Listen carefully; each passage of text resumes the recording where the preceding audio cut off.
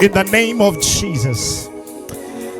Mfalme wa amani, Mungu mwenye nguvu na uweza, tunakurudisha shukrani, maana wewe ni Bwana.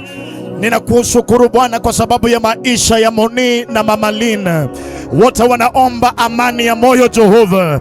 Wewe upatia naye amani ya moyo. Basi Baba, wacha amani yako Bwana ikapatikane ndani ya moyo wa Moni na Mama Lynn.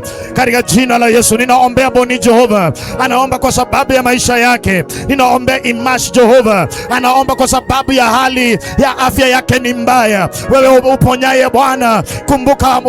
Kumbuka ndugu huyu katika jina la Yesu. Asante kwa sababu ya Mary. Kazi kwa bwanake. Anashikia imani bwanake. Baba upatia naye kazi. Wacha mzee huyu akapate kazi katika jina la Yesu Kristo. Asante kwa sababu ya Masi. Anaomba kwa sababu ya school fees. Wewe urejeshaye na kupatia na pesa. Baba wacha ukapokee uhitaji la dada Masi katika jina la Yesu. Asante kwa sababu ya James Bwana. Anaomba kwa sababu ya promotion. Wewe uinuaye wanyonge. Basi mkumbuke James katika jina la Yesu. Asante kwa sababu ya Kasesi. Anaomba ya kwamba Bwana akapate payment ambayo ni njema Bwana katika jina la Yesu. Asante kwa sababu ya Mike. Anaomba open doors.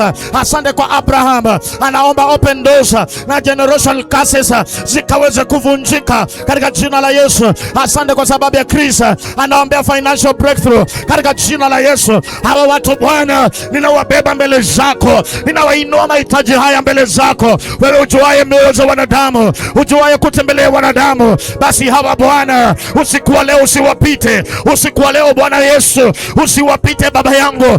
Uwatendee mema, wewe ni Bwana. Wakumbuke maana wewe ni Jehova. Watembelee maana wewe ni Bwana. Wote walio na mahitaji kutana na mahitaji ya moyo zao, maana wewe ni Bwana. Pokea sifa na utukufu, maana unaweza.